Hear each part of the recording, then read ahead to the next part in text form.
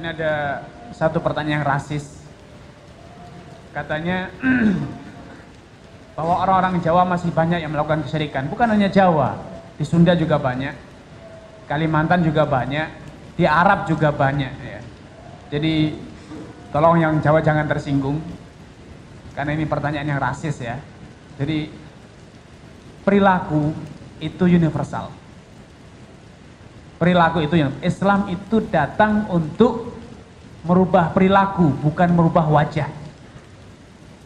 Tidak ada dalam Islam perbaikan keturunan dari hidungnya mancung gitu. Tidak.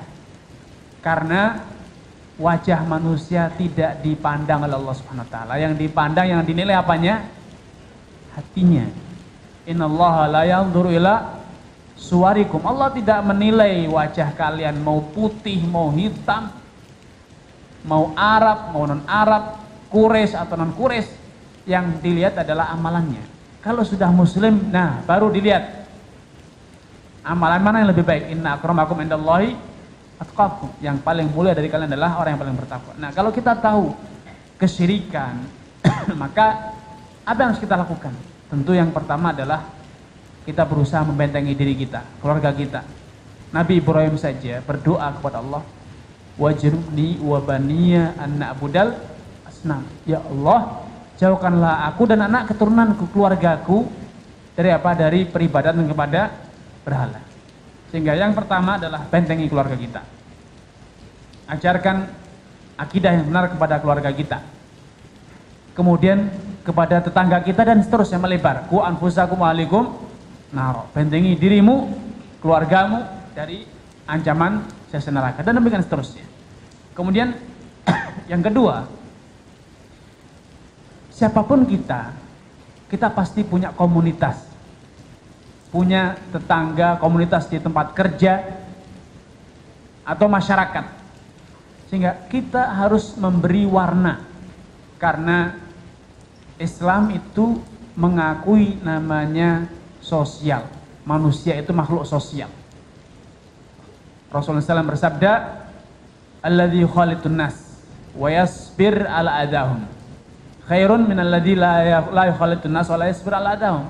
Orang yang berinteraksi, bersosial dengan masyarakat dan sabar, tabah menghadapi dinamika bergaul dengan orang yang berbeda agama, tetap tidak mengaruhi akidahnya, berbeda ideologi, berbeda ibadah, tapi dia terus berusaha istiqamah.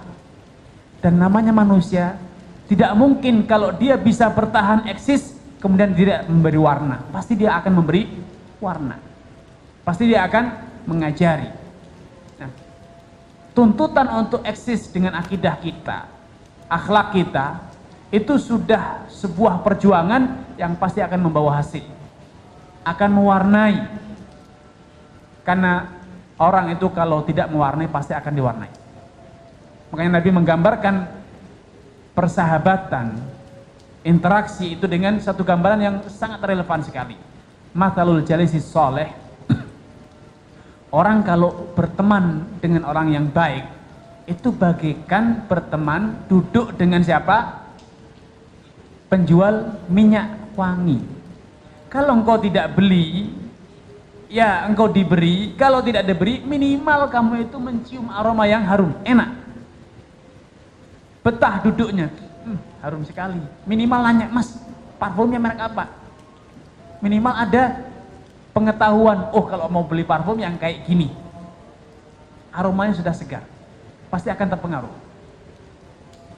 Selera akan berubah. Kalau dia tiap hari mencium orang yang baunya harum, besok ketemu, kumpul dengan orang yang baunya kecut, dia akan tidak betah di sana. Ya, minimal mempengaruhi pola pikir. Apalagi kalau sampai bisa mewarnai dan betul-betul memberi, atau bahkan dia menjadi konsumennya, itu tentu luar biasa. Kalau kita bergaul dengan orang yang jelek pun demikian. Tidak usah, Anda tidak niat terpengaruh kok. Anda mau dipengaruhi, mau tidak mau akan terpengaruh. Jadi pilihannya satu, mempengaruhi atau dipengaruhi. Kalau antum tidak bisa mengaruhi, pasti antum dipengaruhi. Tidak mungkin abstain. Ya, karena persahabatan, pergaulan itu pasti menyeret kita kepada satu perubahan, positif atau negatif. Karena itu selalu waspada.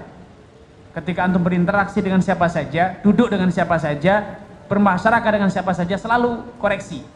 Saya tadi duduk dengan si fulan, saya terpengaruh oleh dia atau saya berhasil mengaruhi dia. Analisa. Karena perubahan itu pelan tapi pasti.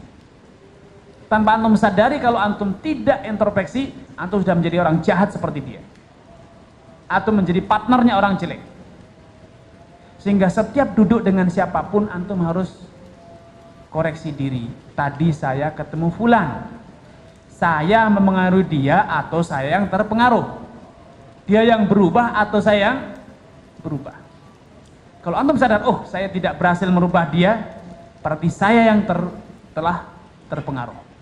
Maka segera cuci bersih kembali diri kita. Perbanyak istighfar, cari apa yang terpengaruh dari saya.